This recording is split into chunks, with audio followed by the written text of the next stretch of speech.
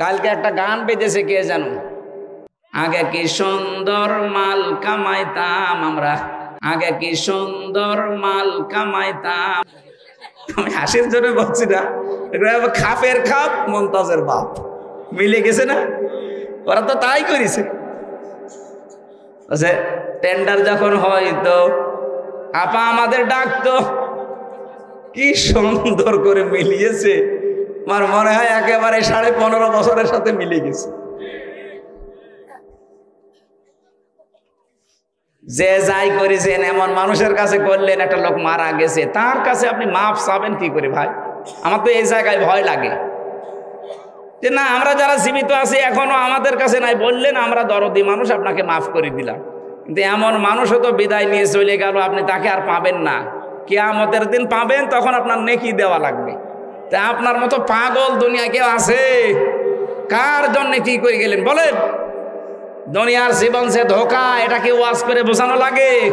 আপনার স্ত্রী যত ভালোবাসার হোক, আপনার স্ত্রী আপনার জন্য ধোঁকা। পরীক্ষা করেন আজকে মরার ভান করে, এলাকার লোকজনকে বসিয়ে বলবেন আমি মরে গেছি, এরকম বলবা বাড়িতে। মরে যাওয়ার পরে যদি আমার স্ত্রীকে বলো যে এই যে খাট আছে, খাটের উপরে আপনি থাকেন, এতদিন আপনার পাশে ছিল, আজকে শুধু খাটের নিচে ওরে মাটি দেব, ও জীবনও আপনার বউ রাজি হবে না।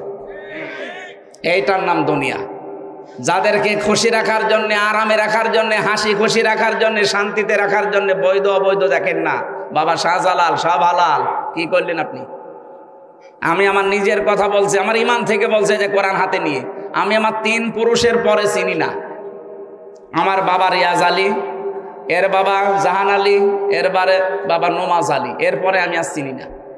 সত্যি কথা বলছে, এরপর আমার আর জানা নেই। হ্যাঁ, আপনারাও চিনেন না। অথচ এই নোমাজ আলীর বাবা খুব বেশি হলেও 60-65 বছর আগে মারা গেছে। হিসাব করে যা দেখলাম, আমার দাদা মরেছে আমি জেলে থাকতে 2 বছর আগে, তার বাবা মরেছে না আরো 30 বছর আগে, তার বাবা না আরো 30 বছর আগে। তো বলেন, এই 65-60 বছর আগে যে লোকটা মরে গেল, এখন যদি কুষ্টিয়ায় আসে, এসে যদি বলে ওই নমাজ আলীর বাবা যে হামজা এই বাড়ি আমার, এই ভিটা আমি বানিয়েছিলাম, ওর দাঁত মুখ খুলে ফেলবো না? যে ভান্ডামি করার জায়গা পাও না? কিসের নমাজ আলীর বাপ তুমি? তোমার থাকার জায়গা নেই, ওই মসজিদের বারান্দায় থাকো, রাত্রে সকাল হলে কেটে পড়ো। এদের জন্য আমরা এগুলো করছি। আমরা পরিবর্তন হই ভাই, কেউ কারো না।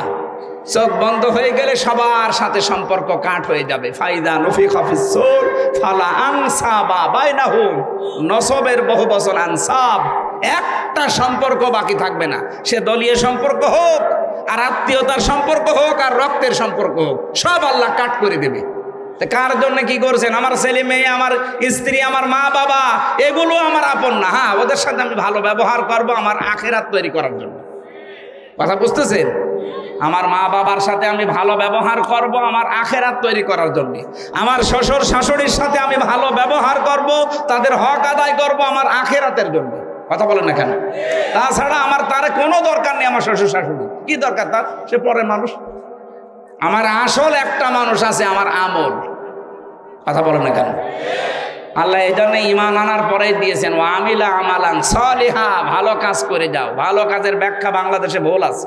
আমরা অনেকে মনে করি ভালো কাজ মানে সৎ হওয়া লাগবে, নেক কাজ না। সতের পাশাপাশি আপনাকে যোগ্যতা সম্পন্ন হওয়া লাগবে। এইটার নাম সালেহ। সালেহ শব্দের ব্যাখ্যা হচ্ছে আপনাকে যোগ্যতা সম্পন্ন হওয়া লাগবে। যদি আমরা দল মত নির্বিশেষে বাংলাদেশে আজ যোগ্যতা সম্পন্ন হতে পারি প্রত্যেকটা দিক আর বিভাগে, আল্লাহ এই দেশটাকে আমাদের হাতে তুলে দেবে। আর এটার বাস্তব নমুনা আমরা এদেশে দেখতে পাচ্ছি এখন। জামাত ইসলামী বাংলাদেশ, ইসলামী ছাত্র শিবির, ইসলামী ছাত্রী সংস্থা এদের ভেতরে আছে। আপনি মন খারাপ করলেও সত্যটা বলা লাগবে। আপনি দেখেন একেবারে রাষ্ট্রপতি, প্রধানমন্ত্রী থেকে শুরু করে একেবারে দারোয়ান পর্যন্ত যতগুলো জায়গা সৎ এবং যোগ্য। অন্যান্য দলে আছে হয়তো সৎ আছে কিন্তু যোগ্য না, কিন্তু এদের ভেতরে সৎ এবং যোগ্য। কারণ ওই বিষয়ের লেখাপড়া আছে, শিক্ষা আছে এবং প্রশিক্ষণ আছে। এইভাবে এদেরকে তৈরি করা হয়। আল্লাহ যেন এরকম যোগ্যতা সম্পন্ন মানুষকে সামনে এরকম 1628টা চেয়ারে বসিয়ে দেয়। এ দেশটা মিনি জান্নাত হয়ে যাবে ইনশাআল্লাহ। যদি এই তিনটা কাজ জীবনে আমরা করতে পারি, ফাউলাইকা, আল্লাহ এইভাবে দেখিয়েছেন এই নরসিংদীর মানুষগুলো, ফাউলাইকা ইউবাদদিলুল্লাহু সাইয়্যাতিহিম হাসানাত, একটা গুনাহ তোদের জীবনে থাকবে না, সব পেছনের অপরাধ পরিবর্তন করে নেকি বানিয়ে দেব। আল্লাহ এটা পারে কিনা? এই জন্যই তো ওনার নাম নিয়েছেন আকান আল্লাহু গফুরুর রহিমা। গফুর একটা, রহিম একটা, কি সুন্দর নাম। এই নামের কারণে কিয়ামতে আল্লাহ হাজার হাজার লক্ষ বান্দাকে মাফ করে দিবেন। কিন্তু এই কাজগুলো আপনার ভেতরে থাকতে হবে। আপনি তওবা করবেন। তাওবা আমি কি বোঝাতে পেরেছি? অপরাধ যার কাছে স্বীকার করবেন, তার কাছে যে তার ক্ষতিপূরণ দেওয়ার দরকার দিয়ে দেবেন, তাহলে তওবা হবে। 2 নম্বরে অনুশোচনা আসবে ভেতর থেকে। 3 নম্বরে জীবনে আমি আর কোনোদিন ওই কাজে ফেরত যাব না। আল্লাহ আমাদের এইরকম তাওবা করার তৌফিক দিন, বলেন আমিন। 2 নম্বরে আমাদের ঈমান আনতে হবে নির্ভেজাল, শিরিক মুক্ত, তাহলে দেশটা নিরাপত্তা দিয়ে আল্লাহ ঢেকে দেবে। কারণ যারা ঈমান আনে, যে মানুষগুলোর ঈমানের ভেতরে শিরিক নেই, এদেরকে নিরাপত্তার দায়িত্বে কার? 3 নম্বরে সালেহ, আমরা নেককার হব, আমরা সৎ হব এবং যোগ্য হব। আল্লাহ আমাদেরকে এইভাবে তৈরি করার জন্য একটা সংগঠনও দিয়েছে। আপনি এখন খুঁজে নেবেন যারা এভাবে তৈরি করতে পারে। একেবারে ছোটবেলা থেকে তৈরি করেন আপনার ছেলেকে, মেয়েকে, আপনি নিজেকে। অবশ্যই আপনাকে আল্লাহ ওই মানে পৌঁছিয়ে দেবে। যদি সত্যি মান তৈরি হয়, তাহলে এ দেশটাও আপনার হাতে তুলে দেবে। এ দেশ আমাদের কাছে আমার মায়ের মতো, বাবার মতো খাঁটি। কথা বলেন ঠিক কিনা? সুতরাং কারো উস্কানিতে পা দিয়ে আমরা যেন আবার দেশটাকে অশান্তির দাবানলে দাও দাও করে চলতে না দেই। এমনিতেই অনেক পিছিয়ে গেছি। এই 53.5 বছর আমরা পিছিয়ে আছি শুধু এদের কারণে। ওরা কোনোদিন চায়নি যে আমরা একটু মাথা উঁচু করে দাঁড়াই। এখন যেহেতু দাঁড়ানো শিখে ফেলেছি, আমরা চাই এ দেশকে আমরা দাঁড় করাতে চাই আল্লাহর এই কালাম দিয়ে। এই জন্যে আমি সূরা ফুরকানের আয়াত পড়েছি, 70 নম্বর আয়াত। 77টা আয়াত আছে, 73টা ধারা দিয়ে বাংলাদেশ যেহেতু এখন সংস্কার চলছে, আমরা সবাই আওয়াজ তুলবো এখন সংস্কারের পক্ষে, যে আমরা সংস্কার চাই কিন্তু কোরআন দিয়ে। কথা বলেন না কেন? আজকে একটা দুর্ভাগ্যজনক হলো, একটা ঘটনা ঘটে গেছে ঢাকাতে, দেখেছেন? ইসলামের নাম নিয়ে 2 দল, 4 জন মারা গেছে। আমার যতটুকু ধারণা এর ভেতরে ওদের ষড়যন্ত্র আছে। এইটা করে দেশটাকে একটা ঘোলাটে পরিবেশ বানিয়ে নিজেরাই অস্ত্র নিজে রাখবে, এটা মিডিয়া, বিশ্ব মিডিয়াকে দেখাবে যে এই দেখেন জঙ্গিপনার কাজ চলছে। এইটা করে শেষে এই সাতপন্থী, জবাইরপন্থীর নাম দিয়ে এই আলেমদেরকে দেশে নিষিদ্ধ করবে। এরপরে ধরবে একামতে দিনের দায়িত্বে আছে যারা, তারা ওরা জাতে মাতাল, তালে ঠিক। আমি বহু মানুষের সাথে ওদের মিশে দেখেছি। ওই শয়তানরা জাতে মাতাল হলেও তালে ঠিক আছে। এমনি মনে করবেন কিছু বোঝে না, কিন্তু সব বোঝে। একটা ছেলে শুধু ফুল ছিঁড়তো বাগান থেকে। বাগানের মালিকের ছেলে এসে বলছে, চাচা আপনার ছেলে শুধু ফুল ছেড়ে, ওরা কিছু বলে না কেন? বলছে ফুল ছেড়ে বাবাজি, ওর মাথা একটু খারাপ, তো একটু তার কাঁটা আছে, এই কারণে ফুল ছেড়ে, ও আস্তে আস্তে ঠিক হয়ে যাবে। ছেলে বলছে, চাচা আমার পাশেই তো আপনার বাগান, আমাদের বাগানের পাশে আপনার বাগান, আপনার বাগান থেকে তো ফুল ছেড়ে না। চাচা বলছে, ভাতিজা ওর মাথা খারাপ, তবে অত খারাপ না। ওই শয়তান হলো জাতে মাতাল হলো তাহলে ঠিক আছে। এই জন্য আমরা যাই করি, আমরা পাগলামি করবো এমনিতে, কিন্তু ওদের তালে তাল দিয়ে উস্কানিতে আমরা যেন পা না দিই। এই কথা বলেন না কেন? সব এখন এই দেশের জন্য আমি দেখতে পাচ্ছি এক হয়ে যাচ্ছি, শুধু ওই 14 দল বাদ দিয়ে। ভাই আপনারা তওবা করে ফিরে আসেন, আমরা দেশটাকে সাজাই। হ্যাঁ, তাওবাটা কি এইটা বোঝানোর জন্য আমি কিন্তু আয়াত পড়েছি। অনেকে মনে করেন যে তাওবা মানে আস্তাগফিরুল্লাহ পড়লাম হয়ে গেল। না ভাই, আপনি অপরাধ যা করেছেন এই অপরাধের শাস্তি আগে আপনাকে পাওয়া লাগবে। বা যার কাছে অপরাধ করেছেন তার কাছে আগে স্বীকার করবেন, তার ক্ষতিপূরণ দেবেন।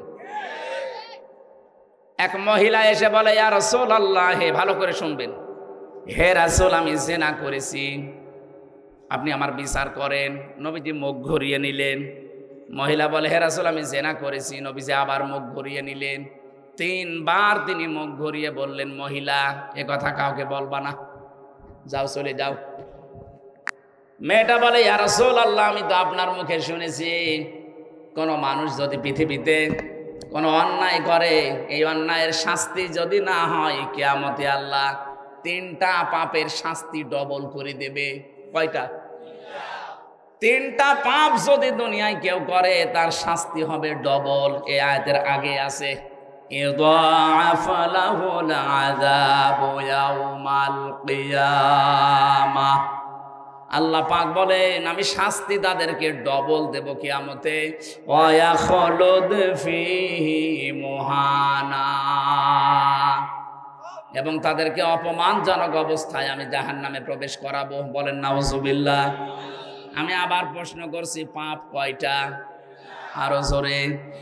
শাস্তি কয়টা? আরো জোরে। এখন থেকে আমরা যেন জীবনে এই পাপে না জড়াই। এর আগের আয়াতে আছে ওয়াল্লাযীনা লা ইয়াদউনা মা'আল্লাহি ইলাহান আখার, যারা আল্লাহকে ডাকে এবং অন্য কাউকে তার সাথে জুড়ে দেয়। আর এটা বাংলাদেশ আর ভারতে বেশি। এই যে তাহেরি সাহেব যে জিকির করে ইয়ালি বাবা, শালি বাবা, কেল্লা বাবা, ফতে বাবা, বলেন তো আল্লাহর নাম কিছুক্ষণ করে এরপরে কেল্লা ফতে বলে কিনা? কি পড়লেন এখানে? লা ইয়াদউনা মা'আল্লাহি ইলাহান আখার, মা'আল্লাহ আল্লাহর সাথে, ইলাহান আখারা অন্য কাউকে যারা ডাকেন। যেহেতু রেকর্ড হচ্ছে এই জন্য বলছি, সারা দুনিয়ায় ছড়াবে, সাবধান। কারো এই ছলে বলে কৌশলে পা দিয়ে নিজেকে আপনি জাহান্নামী বানাবেন না। ওরা জাহান্নামে যায়, যাক, দরকার হয় আরো একটা ঠেলা দিয়ে দেব, কিন্তু আমরা নিজেরা ওদের মতো বানানো জিকির করে জাহান্নামে যাব না। আল্লাহর সাথে যারা অন্য কাউকে ডাকেন আপনার শাস্তি কিন্তু একটা না, কয়টা? আরো জোরে বলেন। একেবারে স্পষ্ট দলিল এবার বলেন তো, ওরা যা করছে ওদের শাস্তি কয়টা হওয়া দরকার? 2 নম্বরে ওয়ালা ইয়াকতুলুনান নাফসাল্লাতী হারামাল্লাহু ইল্লা বিল হক, যারা অন্যায়ভাবে মানুষ হত্যা করে।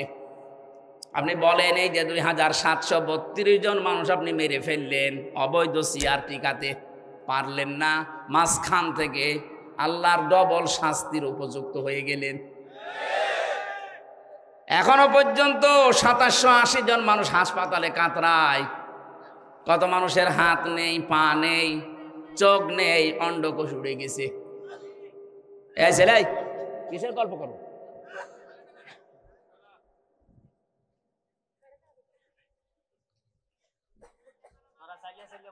চাইলে চাইলে এদের ভাষা তো এই ফাঁকা ফাঁকা হয়ে বসেন, বসেন বসেন, ফাঁকা ফাঁকা হয়ে বসেন। আমার ভাইরা, দুনিয়াতে যারা মানুষ হত্যার সাথে জড়িত ছিলেন, এখন আছেন, এখনো পর্যন্ত অনেকে মানুষ হত্যা করছেন। এই যে 4 জন মানুষকে মেরে ফেললেন, কার ইন্ধনে, কার ইঙ্গিতে আমি জানি না, আপনার কিন্তু ডবল শাস্তি হবে। যাকে মেরে ফেলেছেন আপনি তাকে দিয়ত দেবেন, জরিমানা দেওয়া লাগবে আপনাকে।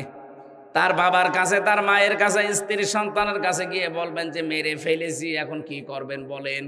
ওরা যদি বলে 50 লাখ করে টাকা দেওয়া লাগবে আপনাকে, তাই দেওয়া লাগবে, তাছাড়া আপনার মাপ নেই। বাংলাদেশের যে বিচার ব্যবস্থা, হত্যা করলে তাকে হয় 20 বছর 30 বছর জেল দিয়ে দেয়, না এর দ্বারা মাফ হবে না। হয় আপনাকে মেরে ফেলা লাগবে অথবা আপনাকে ক্ষতিপূরণ দেওয়া লাগবে। এক কথা বলছেন?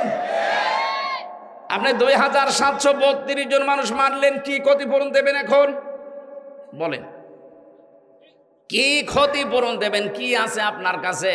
আপনার যে বাড়িটা ঢাকায় ওইটাও তো টয়লেট হয়ে গেছে।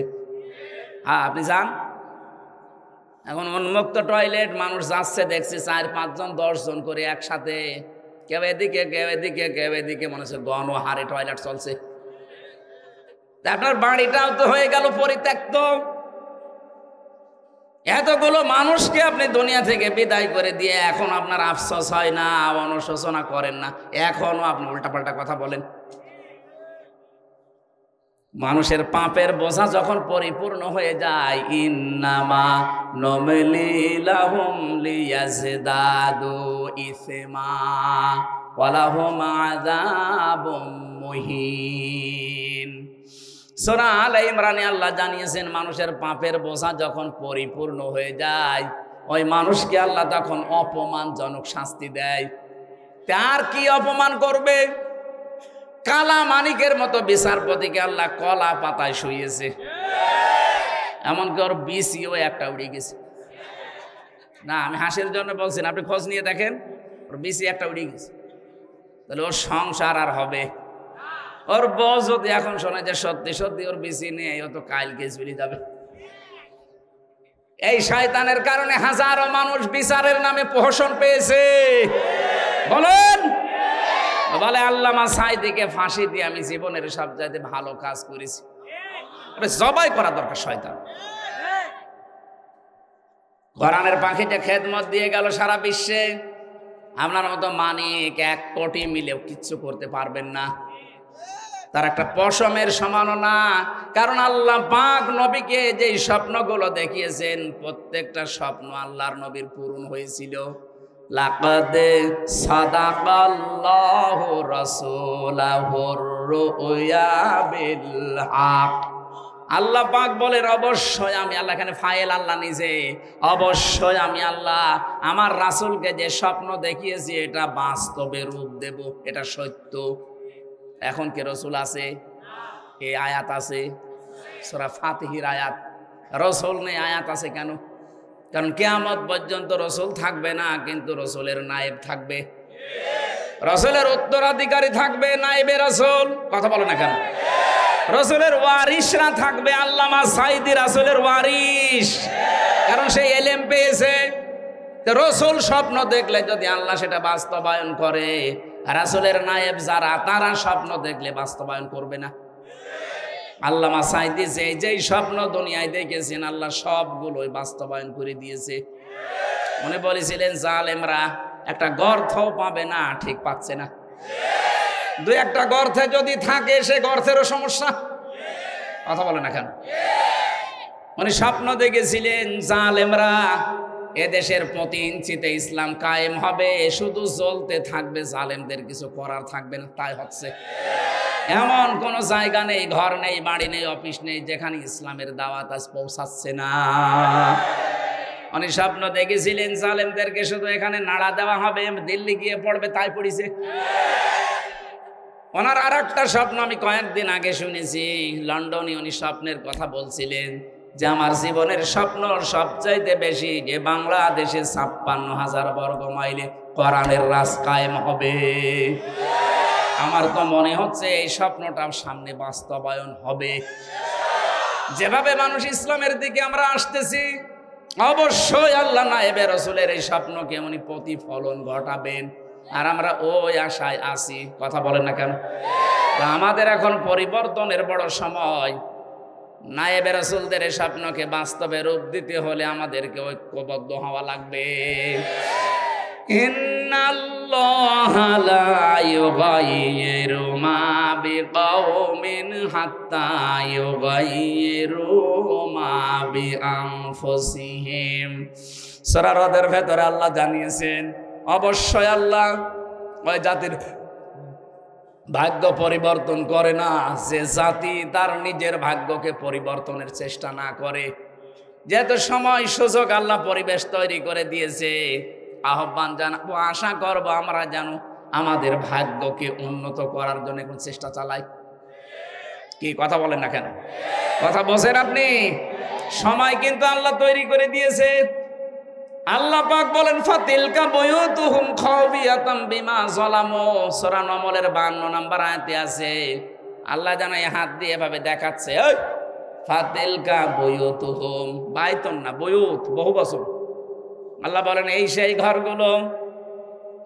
আমার তো মনে হচ্ছে 2024 সালের 5 আগস্টে আল্লাহ এইভাবে দেখিয়েছেন বাংলার মানুষকে, এই সেই ঘরগুলো।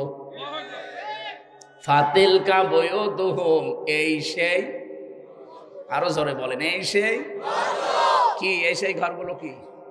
খাওবিয়াতান। আল্লাহ বলেন আমি জনশূন্য করে দিয়েছি, পরিত্যক্ত বানিয়ে দিয়েছি, বিমা যালামু, এদের জুলুমের কারণে। আপনার বিশ্বাস না হলে কুষ্টিয়ায় চলেন, হানিফের বাড়ি দেখাবো, জাতীয় টয়লেট হয়ে গেছে। অথচ ওখানে বসে বসে কত দুর্বিসন্ধি করতো। একামতে দিনের যারা দায়িত্বে আছে তাদেরকে ধরিয়ে দিত, মিথ্যা মামলা দিত, ওই ঘরে বসে বসে দুর্বিসন্ধি করি। অথচ ওই বাড়িটা এখন পরিত্যক্ত, মানুষ এখন গণ টয়লেট ব্যবহার করছে। শুধু হানিফের বাড়ি না, সারা বাংলাদেশে 630টা থানার কম বেশি আমি প্রায় জায়গায় গেলাম, যেখানে যাই দেখি আল্লাহ পাক নিজে মনে হচ্ছে জালেমদের বাড়ি ঘর সব উজাড় বানিয়ে দিয়েছে। এখান থেকে আমাদের শিক্ষা কি? এর পরের শব্দে আল্লাহ দিয়েছেন ইন্না ফি যালিকা লায়াতাল লিকাউমিন ইয়ালামুন। ইন্না ফি যালিকা লায়াতান, লামে তাকিদ আছে। যারা আরবি গ্রামার বোঝে জিজ্ঞাসা করেন কত কঠিন শব্দ এটা। আমি 27টা বিষয় পেয়েছি এই লামের ভেতরে। তাফসিরে মাজহারির ভেতরে পাবেন, ফি জিলালিল কোরআনের ভেতরে পাবেন, হাক্কানির ভেতরে পাবেন। এগুলো সব পড়ে পড়ে দেখেছি আল্লাহ পাক জানো হাজার হাজার বছর আগে লূত নবীর জামানায় এই আয়াতটা নবীজিকে শুনিয়েছিলেন। এখন আমাদেরকে 2024-এর 5 আগস্ট আবার নতুন করে শোনাচ্ছেন। বাংলার মানুষেরা, এর ভেতরে তোদের জন্য শিক্ষা আছে। কি সেইটা? এদের এত বড় কঠিন শিকড় যদি আমি আল্লাহ কেটে দিতে পারি, 15 বছরের শিকড়, একেবারে দারোয়ান থেকে সংসদ পর্যন্ত সব ওদের লোক সেট করা ছিল। কে বানিয়ে বলছি? এত বড় শিকড় যদি আল্লাহ কেটে দিতে পারে, ওদের এত বড় বড় অট্টালিকা বাড়ি যদি আল্লাহ সব নিমেষে টয়লেট বানিয়ে দিতে পারে। গত পরশুদিনও ছিলাম আমি এই যে পাশের জেলা কিশোরগঞ্জ, আসার সময় দেখলাম ওদের যে কেন্দ্রীয় অফিস যেটা জেলার, ওটা এখন টয়লেট। তাও একজন না, 4-5 জন যাচ্ছে, কেউ এদিকে কেউ এদিকে কেউ এদিকে, মনে হচ্ছে যে একেবারে জামাতবদ্ধ টয়লেট চলছে। অথচ আমার সাথে গাড়িতে যে ছিল লোকটা বলছে 35 বছর কত জাঁকজমক চলছিল এই ঘরটা। নিমেষে আল্লাহ পাক এটাকে পরিত্যক্ত টয়লেট বানিয়ে দিয়েছেন। এদের এত বড় শিকড় যদি আল্লাহ কেটে টয়লেট বানাতে পারে, এখন যারা আশায় আছো যে সামনে চেয়ার পায়, কি করেন দেখেন, কি করবেন? আপনিও যদি সত্যিই জুলুমের পথ বেছে নেন, আগামীতে যারা আসবেন, যদি মানবতার উপরে, দেশের জনগণের উপরে জুলুম করেন, চাঁদাবাজি যদি বন্ধ না করেন, 5 বছরের ব্যবধানে আপনার বাড়িও উজাড় গৃহ হয়ে যাবে। কি বলেছি আপনি টের পেয়েছেন? না না, আন্দাজে চিল্লালেন। আলহামদুলিল্লাহ টের পেয়েছেন, জানি এটা মানা লাগবে আমাদের।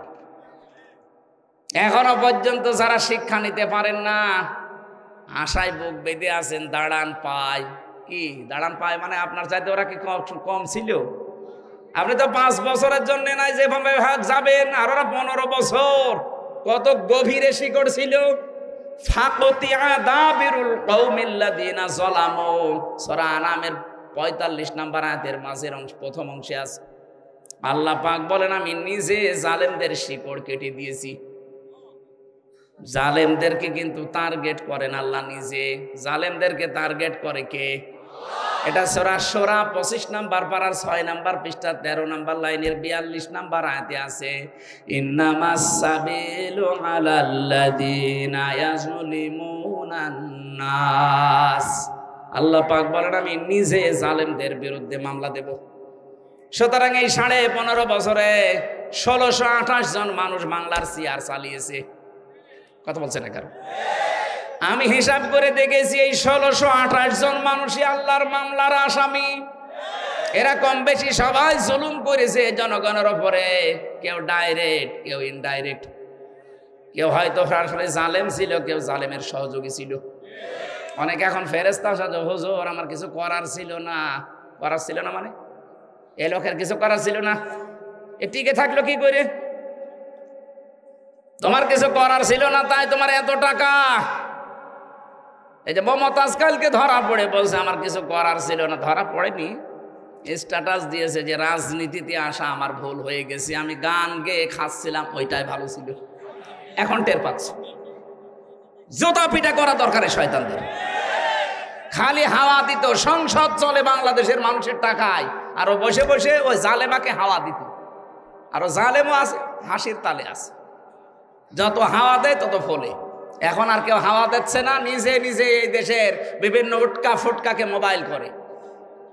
মোবাইলে নিজে মোবাইল করে, নিজে রেকর্ড করে, নিজে এডিটিং করে, নিজে ছেড়ে দেয়। এই কথা বলে না কেন? এটা যে নিজে করে আমি বানিয়ে বলছি, এর প্রমাণ পাওয়া গেছে। এই দেশে যাদের কাছে মোবাইল করেছে, একটা কোনো নাম করা মানুষের কাছে মোবাইল করেছে, ওই গাইবান্ধার পলাশ বাড়ি, সেই কোথায় চরের ভেতরে কার বাড়ি, ইউনিয়নের 100 নাম্বার সদস্য, তার কাছে উনি কল দিয়েছে দিল্লি থেকে। ও জীবনে ওর নাম শুনেছে, তার কাছে কল দিয়ে বলছে, অমক আমি চট করে ঢুকে পড়বো, তুমি লিস্ট করো। নিজে নিজে এগুলো আগে সেকে সাজিয়ে নেয়। এটা পিনাকি ভট্টাচার্য সব ধরে ফেলেছে। আপনি চলেন ডালে ডালে, আর এটা চলে পাতায় পাতায়। মানুষকে ধোকা দিয়ে আর বোকা বানানো যাবে না। কি কথা বলেন? এখন বাংলাদেশ এখন যাদের দায়িত্বে আছে, এরাও কিন্তু একেবারে ফেলে দেওয়ার মতো না। এই কথা বলেন। ভিয়েতনামের মতো ছোট একটা রাষ্ট্র যদি আমেরিকার সাথে 12 বছর যুদ্ধ করতে পারে, আমরা তো ভিয়েতনামের মতো না। ওদের না ইমান ছিল না, তারপরও যুদ্ধ করেছে। আমাদের ইমান নেই। 18 কোটি মানুষ আমরা। যদি এদেশের দিকে যত বড় দেশ চোখ তুলে তাকাক, যদি কিছু করা লাগে না, 18 কোটি যদি মরি, 36 কোটি নিয়ে মরব। দরকার এক একজন 5 জন করে মারব। কতজন হবে? একটাও থাকবেন না। আমাদের তো মরণের ভয় নেই, কারণ আমরা জানি মরলে আমাদের বাগান আছে। কথা বলেন না কেন? আর ওদের সবচাইতে বেশি ভয় মরণের। আমি বললাম না, বহু প্রদেশে আমি ঘুরেছি। ওয়ালা তাজিদান্নাহুম আহরাসান নাসি আলা হায়াতি ওয়া মিনাল্লাযিনা আশরাকু। আল্লাহ তাআলা কোরআনে দিয়েছেন সূরা বাকারায়, হে নবী আপনি দেখতে পাবেন সবচাইতে বেশি মৃত্যুকে ভয় করে মুশরিকরা। আর ওরা যেহেতু মুশরিক, ওদের ভেতরে সবচাইতে বেশি ভয় মরণের। শুধু মরণের রাস্তা একটু খুলে দেবেন, আপনাকে ভাই না বাপ বলবে। শুধু ব্যবসা বন্ধ করে দেব এই ঘোষণা দিয়েছে, এখন বাপ ডাকতেছে। আমরা তো নিষেধ করিনি। আমার মনে হচ্ছে জানুয়ারির 20 তারিখ আসুক, দেখেন ট্রাম্প যদি একটু নড়াচড়া দেয়, তো ট্রাম্পকে দোলা ভাই ডাকবে, আর আমাদেরকে তখন দোলা ভাইয়ের ভাই ডাকবে। এই কথা বলেন না? আমরা ছোটতাতে কি হয়েছে, বিশ্বের সবাই এখন জানে বাংলাদেশের সংখ্যালঘু কোনো নির্যাতন নেই। সাম্প্রদায়িক সম্প্রীতিতে 1 নম্বরে আছে বিশ্বের 257টা রাষ্ট্রের ভেতরে বাংলাদেশ। সুবহানাল্লাহ বলতে পারেন নাই? জালেমদের থেকে আমাদের শিক্ষা নেওয়ার বিষয় এই। এদের এত বড় শিকড় আল্লাহ যদি কেটে দিতে পারে, আমাদের তাও কাটতে আল্লাহর বেশি সময় লাগবে না। এজন্য আমরা যেন অন্তত সামনে যারাই যাবেন, কারা যাবেন আমরা জানি না, যারাই যাবেন জনগণ যাদের চাই, আপনি যেন জুলুম করবেন না। জুলুম যদি করেন, অনেকে তো আশায় বুক বেঁধে আছেন যে আমি অমুক বাজার, অমুক ঘাট দখল করব। দখল আমির জামাতের বক্তব্য শোনেননি? ইসলাম এ দেশে আসে, এই দেশে কেউ চাঁদাবাজি আর দুর্নীতি করতে পারবে না। এই কথা বলেন না কেন? এই দাবির সাথে আপনারা আছেন না? কারা কারা চাঁদাবাজির পক্ষে আছেন হাত তোলেন তো। আলহামদুলিল্লাহ। এই জেলায় কিছু মাথা খারাপ মানুষ আছে। আমাদের মাথা খারাপ হোক, কিন্তু বেশি খারাপ যেন না হয়। 2-1টা হালকা তার কাটলে অসুবিধা নেই, বেশি তার কেটে গেলে সমস্যা। তাহলে আমরা কিন্তু শিক্ষা নিয়েছি, এই যে সামনে যারা আসবে তারা জনগণের মালিক হবে না, জনগণের খাদেম হবে। আপনি সে পিরোজপুরে যান, এখনো যান পিরোজপুরে, আল্লামা সাঈদের এলাকা। আমি বাংলাদেশের সবচাইতে বেশি অনুষ্ঠান করেছি ওই জেলায়। ওখানে হিন্দু পর্যন্ত, ওখানে যদি 100 জন মানুষ থাকে, তার মনে হয় 65 জন হিন্দু। ওরা পর্যন্ত বলে, দেখেন মাওলানা সাহেব, মাওলানা বলে, মাওলানা সাহেব মানুষ না, উনি একজন দেবতা। একটা হিন্দুর মুখ থেকে এই কথা শোনা যায়, তাই ব্যাপার না। আর এই কয় বছর যে দায়িত্বে ছিল, সেও একজন দাড়িওয়ালা মানুষ, তার নাম শুনলেই গালি দেয়, বলে একটা টাটকা নির্ভেজাল শয়তান। সবচাইতে বেশি কষ্ট পেয়েছিলাম জেলখানা থাকা অবস্থায়। আল্লাহর এই অলিকে ওরা মেরে ফেলেছে। মারা যায়নি, কে বলে মারা গেছে, ওনাকে মেরে ফেলা হয়েছে। ওনাকে মিথ্যা আশ্বাস দিয়ে বলছে আপনি অসুস্থ, চলেন। কোথায়? ঢাকায়। প্রথমে গাজীপুরে নিয়ে নামকাওয়াস্তে ঢাকায় নিয়ে ইঞ্জেকশন দিয়ে মেরে ফেলেছে। ওই যে চাচা এরশাদকে নির্বাচনের আগে এসে বাড়ির থেকে বলছে চলেন। কোথায়? হাসপাতালে। কেন? আপনি অসুস্থ। বলছে না আমি অসুস্থ না। আরে আপনি অসুস্থ। এইভাবে বলে কোরআনের পাখিকে ওরা বের করেছিল যে আপনি অসুস্থ, আপনাকে চিকিৎসা করে ছেড়ে দেওয়া হবে। দেখেন না শেষের হাসিটা, এই হাসির ভেতরে সব আছে। আমার মনে হয় এখন এই মোস্তফা জামান ডাক্তার আর ওর সাথে যারা ছিল, যদি একটু ডিম দেখানো যায় সব বলে দেবে। এই লোকটাকে আপনারা বিদায় করে দিলেন। এখন যদি একটু বেশি থাকতো, এক একটা বিভাগে শুধু একবার করে গেলে দেশটা ইসলামের জন্য পরিবর্তন হয়ে যেত। আল্লাহ তার ভেতরে এমন কিছু জাদু দিয়েছিলেন, দল মত দেখতো না। কথা বলেন না কেন? আপনারা বাঁচতে দিলেন না। 50টা বছর কোরআনে কারিম সারা বিশ্বে প্রচার করলো, এই তার প্রতিদান দিলেন। এজন্য আমরা এই মহিলার দিকে তাকিয়ে নবীজি বললেন, যাও, সন্তান যেহেতু পেটে আছে, পেটের সন্তান যখন খালাস হবে ওই সময় আসবা। নিয়ে এসেছে। নবীজি বললেন, ছেলেটাকে একটা সাহাবীর হাতে দিয়ে দাও, ওকে পাথর মারা আরম্ভ করো। চারিদিকে যখন রক্ত ফিনকি দিয়ে পড়ছিল, হযরতে খালিদ ইবনে ওয়ালিদ উনি বলেন, আমার শরীরে রক্ত লাগার পরে আমি বরদুয়া দিয়েছি। নবীজি বললেন, না, এই কথা বলা যাবে না। এই মহিলার তওবা এত বেশি আল্লাহ কবুল করেছে যে মক্কা, পুরা মক্কাবাসীকে যদি ভাগ করে দেওয়া যায়, প্রত্যেককে সমান তাহলে ভাগ করে দেওয়া যাবে। কি বোঝালেন এখান থেকে? খালি ঘটনা সে ছোটবেলা থেকে শুনছেন, কিছু নিয়েছেন এখান থেকে? নবীজি এই মহিলাকে বলতে পারতেন না যে ঠিক আছে গোপনে করেছো কাজটা, গোপনে আস্তাগফিরুল্লাহ পড়িনি? পারতেন না? কেন তাকে শাস্তি দিয়ে দুনিয়া থেকে বিদায় করলেন বলেন? এই যে 3 নাম্বার যেটা আছে, ওয়ালা ইয়াজনুন, জেনা করা যাবে না।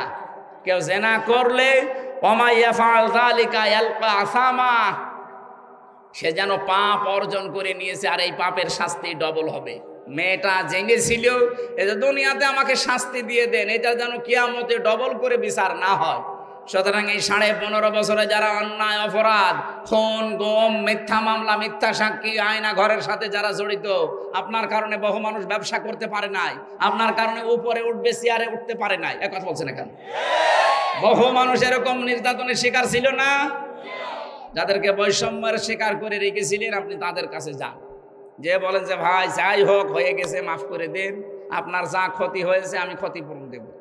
টাকা তো কম কামাননি, কি টাকাগুলো এখন জায়েজ পন্থায় খরচ করেন, যার টাকা তারে ফেরত দেন, দিয়ে আস্তাগফিরুল্লাহ পড়েন, তাহলে আপনার মাফ হবে।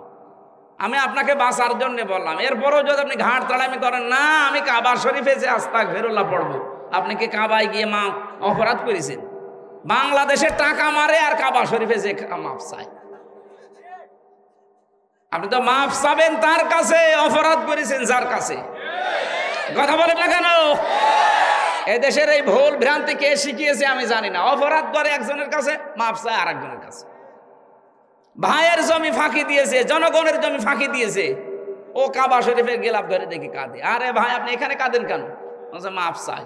মাফ চাবেন কি? আপনি আল্লাহর কাছে দোষ করেছেন। দোষ করেছেন আপনার ভাইয়ের জমি ফাঁকি দিয়ে, আপনি জনগণের সম্পদ আত্মসাৎ করে। ওটা তো আর কাবা শরীফে না, ওটা কোথায়? সুতরাং বাংলাদেশে অপরাধ করেছেন, সেখানে যান। এখানে বসে বসে কান্নাকাটি করে লাভ কি? আল্লাহর কাছে যা করেছেন ওইগুলো ওনার কাছে বলেন। আমার কাছে আমার ছেলে একজন ওসি ছিল আমার সাথে, আমি তো ছিলাম ছেলে, কন্ডেম ছেলে, ফাঁসির আসামি যেখানে ওই জায়গায়। দেখে ওই ওসি সাহেব একদিন রাতের বেলা, ওনাদের আবার পরে রাত 9টা 10টায় সিলগালা দিত, তালা লাগাতো ওদের 9টা 10টা ওই সময়। একবার দেখি এসেছে, আমাদের তো আসরের সময় তালা মারা সব, আর আমার তো 24 ঘন্টা তালা মারা।